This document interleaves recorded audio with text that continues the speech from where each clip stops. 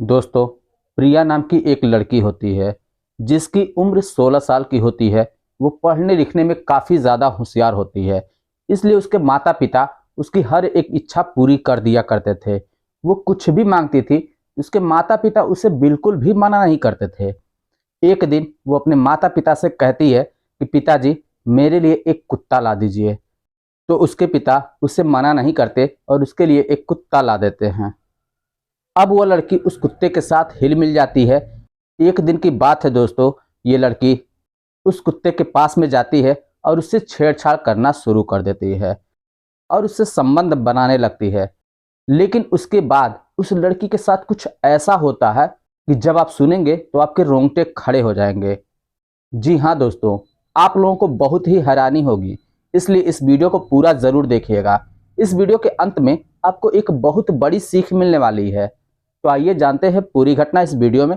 लेकिन वीडियो में आगे बढ़ने से पहले बस वही छोटी सी रिक्वेस्ट, वीडियो को लाइक नहीं किए तो वीडियो को लाइक कर दीजिए, चैनल को सब्सक्राइब नहीं किए तो सब्सक्राइब कर दीजिए, जिससे मेरा हौसला बढ़ता रहे। दोस्तों, ये कहानी है जम्मू की। जम्मू में एक कॉलोनी पड़ता है, उस कॉलोनी का नाम प्रेम नगर होता है।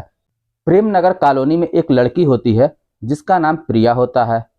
वो घर में अपने माता पिता के साथ रहा करती थी। वो अपने माता पिता की इकलौती बेटी थी, इसलिए उसके माता पिता बहुत ज़्यादा प्यार करते थे।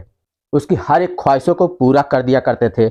अगर प्रिया कुछ भी अपने माता पिता से मांग करती थी तो उसके माता पिता उसे ला के दे दिया करते थे। उसके माता पिता चाहते थे कि उनकी बेटी पढ़ लिख कर एक अच्छा ऑफिसर बने या फिर डॉक्टर बने, इसलिए वो अपनी बेटी की कोई भी बात नहीं टालते थे। प्रिया भी पढ़ने लिखने में काफ़ी ज़्यादा होशियार होती है। वो किसी से फालतू की बातें नहीं करती, मन लगाकर दिन रात पढ़ाई किया करते थे। वो चाहती थी कि एक दिन पढ़ के वो एक अफसर बने और अपने माता पिता का नाम रोशन करे। वो पढ़ने लिखने में काफ़ी ज़्यादा होशियार होने की वजह से अच्छे नंबरों से हमेशा पास हुआ करती थी, इसलिए उसके माता पिता उसकी हर एक जिद पूरी कर दिया करते थे। उसके पिता एक कंपनी में काम करते थे जहाँ से उन्हें अच्छा खासा पैसा मिलता था। वो सुबह 9 बजे जाते थे और शाम को 5 बजे घर वापस आते थे। प्रिया की जो माँ होती हैं वो भी पास ही की एक स्कूल में पढ़ाती हैं और वो भी सुबह 9 बजे जाती हैं और शाम के करीब 4 से 5 बजे घर वापस आती हैं। इस तरीके से दोस्तों उनकी जीविका चल रही होती है। उनके घर में किसी बात की कोई परेशानी नहीं होती है। धीरे धीरे समय गुजरता जाता है। एक दिन की बात है, प्रिया अपने स्कूल में पढ़ने के लिए जाती है। उसके स्कूल में ही एक लड़की होती है जिसका नाम नीलम होता है। नीलम थोड़ी बिगड़ी किस्म की लड़की थी। वो लड़कों से बात करना, मोबाइल में ब्लू फिल्म देखना, यही सब उसका शौक था। उसका पढ़ने लिखने में बिल्कुल भी ध्यान नहीं होता है। तो वो प्रिया से कहती है कि अरे यार, क्या तू पढ़ाई वढ़ाई के चक्कर में पड़ी है, ये सब देख, तुझे बहुत ही अच्छा लगेगा। अब प्रिया कहती है कि क्या देखो तो मुझे अच्छा लगेगा। तो नीलम कहती है कि देखो, जो मैं वीडियो देख रही हूँ, अगर तुम इसे देखोगे तो तुम्हें बहुत ज़्यादा अच्छा लगेगा और तुम्हारी ज़िंदगी बदल जाएगी। अब ये सब सुनकर प्रिया कहती है कि ऐसी क्या चीज़ है जिसे मैं देखूंगी और मेरी ज़िंदगी बदल जाएगी। इस पर नीलम कहती है कि एक वेबसाइट मैं तुम्हें बता देती हूँ, तुम जाके अपने फ़ोन में इसको सर्च करना, उसके बाद देखना, और देखने के बाद खुद ब खुद तुम्हें लग जाएगा कि वाकई में तुम्हारी ज़िंदगी बदली या नहीं। नीलम प्रिया को एक वेबसाइट बता देती है। प्रिया उस वेबसाइट को अपने कागज़ पर लिख लेती है और फिर पढ़ाई करना शुरू कर देती है। जब शाम का समय होता है, स्कूल की छुट्टी होती है, तो प्रिया अपने घर चली जाती है। घर जाने के बाद रात में सभी लोग खाना वगैरह खा लेते हैं। उसके बाद प्रिया अपना होमवर्क करना शुरू कर देती है। होमवर्क करने के बाद फिर वो सोने के लिए चली जाती है। तब उसे याद आता है कि उसकी सहेली नीलम ने उसे एक वेबसाइट बताया था। तो सोचती है क्यों ना उस वेबसाइट को मैं गूगल में डाल के सर्च करके देखूं, आखिर उस पर कौन सी वीडियो मिलेगी। वो अपना फ़ोन उठाती है और गूगल को ओपन करती है। वहाँ पे उस वेबसाइट को सर्च करती है। उसके सामने ढेर सारी वीडियो आ जाती हैं। उसमें तरह तरह की वीडियो होती है। उन्हीं में से एक वीडियो पे वो क्लिक करती है और उसे चलाने लगती है। जब वो वीडियो चलती है तो उसे बहुत ही अजीब लगता है, लेकिन वो सोचती है कि चलो थोड़ा और देखें। इस तरीके से करते करते दोस्तों करीब 1 घंटे तक वो वीडियो देखती है। उसके बाद प्रिया सो जाती है। अगले दिन जब वो स्कूल में जाती है तो वो नीलम को डांटने लगती है। कहती तुझे पता है, मैं ऐसी वैसी कोई वीडियो नहीं देखती, ये सब गंदी वीडियो है, मुझे नहीं देखना है। इस पर नीलम उसको समझाती है, कहती है देखो पहली बार तूने देखा है ना, इसलिए तुझे ऐसा लग रहा है। अगर तू रोजाना देखेगी तो वाकई में तुझे बहुत ही अच्छा लगेगा। तू मेरी मान, तू आज फिर जाके देखना। अब ये बात सुनकर प्रिया शांत हो जाती है और क्लास में जाकर पढ़ाई करना शुरू कर देती है। स्कूल की छुट्टी होती है, फिर वो अपने घर जाती है। फिर शाम के समय खाना वगैरह खाकर फिर होमवर्क करती है। फिर वो अपने कमरे में चली जाती है। कमरे में जाने के बाद फिर उसी वेबसाइट को ओपन करती है और फिर उसी में से कुछ वीडियो को देखना शुरू कर देती है। उन वीडियो को करीब आज 2 घंटे तक देखती है और उससे बहुत ही आनंद आता है। अगले दिन उठकर वो अपने पिता से जिद करती है कि पिताजी मेरे लिए एक कुत्ता का बच्चा ला दीजिए, मैं उसे पालूंगी। उसके पिता उसे मना नहीं करते और बाजार जाते हैं, एक कुत्ते का बच्चा लेकर आके उसे दे देते हैं। प्रिया अब उसके साथ रहने लगती है, खेलने लगती है। धीरे धीरे वो उस कुत्ते से घुल मिल जाती है और साथ ही साथ उन वीडियोस को भी रात के समय देखा करती थी।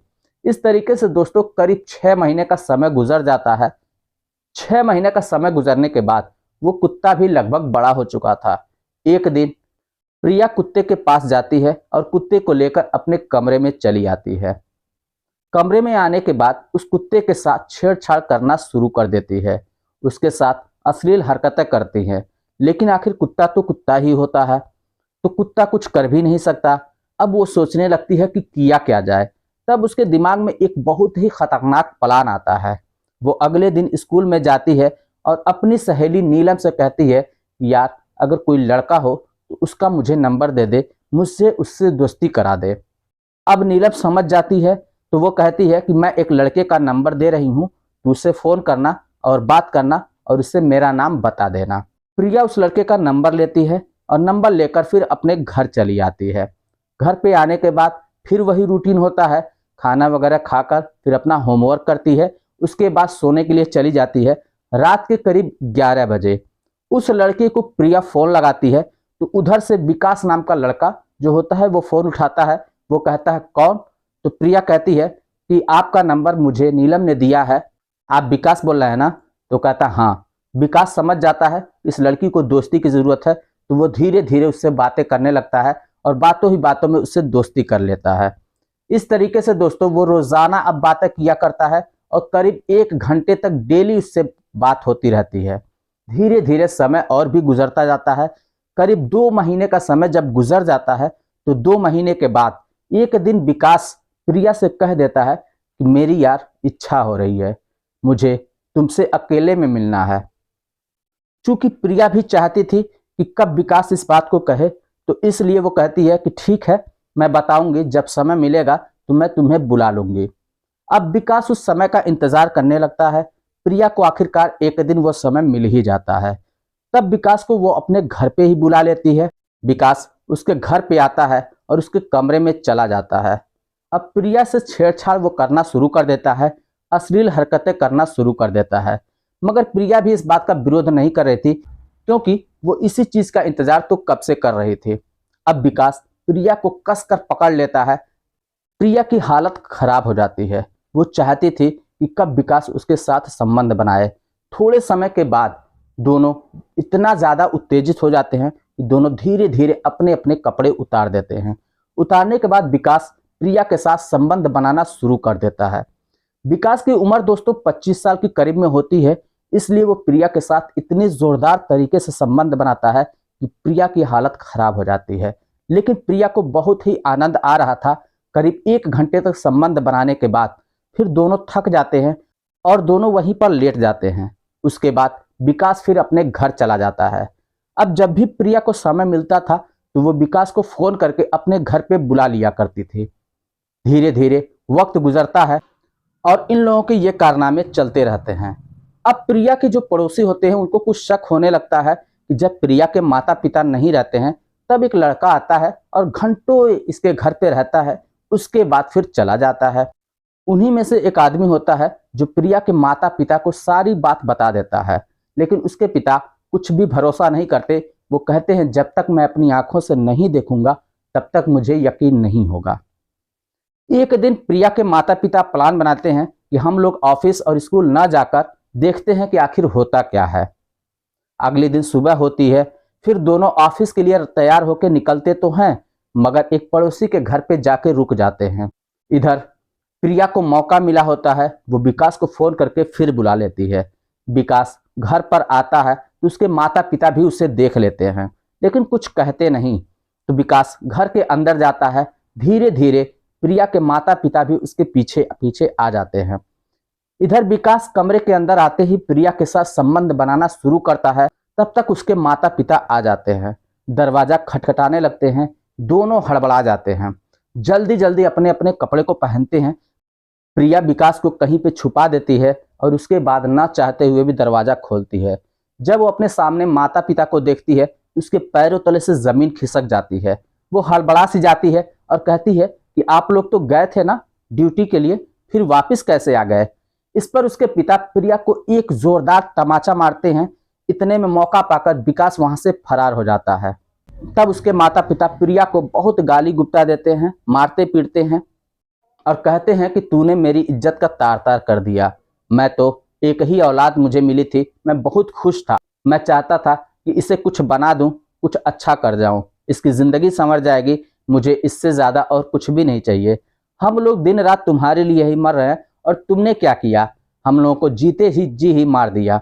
इस पर प्रिया बहुत ही शर्मिंदगी महसूस करती है और वो अपने पिता से माफ़ी मांगती है।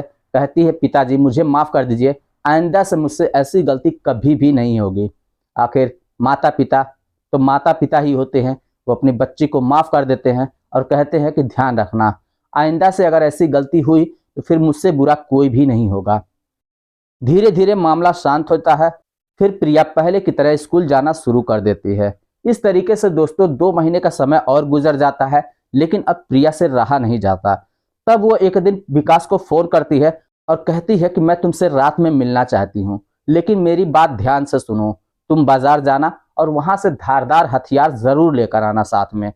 विकास को सारी बातें समझा देती है। विकास बाजार जाता है, वहां से एक धारदार हथियार खरीद लेता है और रात का समय जब होता है तो वो विकास प्रिया के घर पे आ जाता है और आने के बाद प्रिया और विकास दोनों गले मिलते हैं। उसके बाद प्रिया कहती है कि धारदार हथियार लेकर आए हो, तो विकास कहता है हाँ।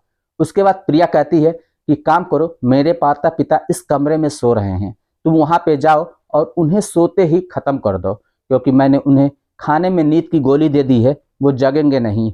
इस पर विकास उसके माता पिता के कमरे में जाता है और बड़ी ही बेरहमी से उनका कत्ल कर देता है। जब प्रिया के माता पिता को मार देता है, उसके बाद बाहर आता है तो प्रिया से कहता है काम तमाम हो गया है। उसके बाद प्रिया को लेकर प्रिया के कमरे में चला जाता है और वहां पे वो दोनों फिर संबंध बनाना शुरू करते हैं। करीब सुबह का जब 4 बजता है तो विकास वहां से वापस घर चला जाता है। इधर प्रिया रह जाती है। उसके बाद जब सुबह 6 बजे का टाइम होता है तब वो एक कहानी बनाती है और लोगों को शोर कर करके बुलाती है कि मेरे घर में कोई चोर घुसा था और उसी ने मेरे माता पिता की निर्मम हत्या कर दी है। लेकिन इस पर गांव वालों को कुछ भी यकीन नहीं होता। वो सोचते थे कि हो सकता है इसी ने कुछ किया हो। उसी गांव वालों के बीच में से एक आदमी निकलता है और वो पुलिस को फोन कर देता है।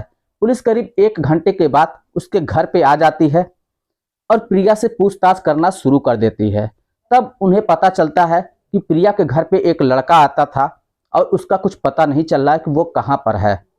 प्रिया जो कहानी बताती है, घर में चोर आया था और उसी ने ये सब किया है, लेकिन प्रिया की बातों पे कुछ भी यकीन नहीं हो रहा था, क्योंकि पुलिस समझ रही थी कि अगर चोर आया था, सामान लूटा, हत्या किया, तो फिर दरवाजा बाहर से बंद होना चाहिए। लेकिन जब पुलिस आई थी तो दरवाजा अंदर से बंद था। ऐसा कैसे हो सकता है? इसका मतलब दाल में कुछ काला है। तो दोनों अपने अपने मुंह खोल देते हैं और सारी कहानी बताने लगते हैं। उसके बाद पुलिस दोनों को कोर्ट में पेश करती है और उन्हें सजा हो जाती है। जब इस बात की खबर सोशल मीडिया पे पहुंचती है तो लोगों के पैरों तले से जमीन खिसक जाती है। लोग सोचने पे मजबूर हो जाते हैं कि क्या एक सगी बेटी अपने माता पिता का इस तरीके से हत्या भी कर सकती है। लोगों को इस बात पे यकीन नहीं हो रहा था, लेकिन जो सच था वो तो सच ही था। तो दोस्तों, इस कहानी को सुनाने का बस यही मतलब था कि आप लोग भी अपने बच्चों पर ध्यान रखा करें। उनके मोबाइल को हमेशा चेक किया करें कि वो अपने मोबाइल में आखिर क्या कर रहे हैं। उनके कॉन्टेक्ट भी चेक किया करें ताकि वो किससे बातचीत कर रही हैं। कहीं ऐसा ना हो कि आपके बच्चे भी आपके हाथ से छूट जाएं। दोस्तों, इस कहानी को सुनाने का मतलब किसी के दिल को ठेस पहुंचाना नहीं था किसी के भावनाओं के साथ खिलवाड़ करना नहीं था, बस आप लोगों को जागरूक करना था। वैसे आप लोगों की इस कहानी के बारे में क्या राय है? जो भी राय हो आप हमें कमेंट बॉक्स में लिखकर ज़रूर बताइएगा। चलिए फिर मिलते हैं नेक्स्ट वीडियो में, तब तक के लिए जय हिंद।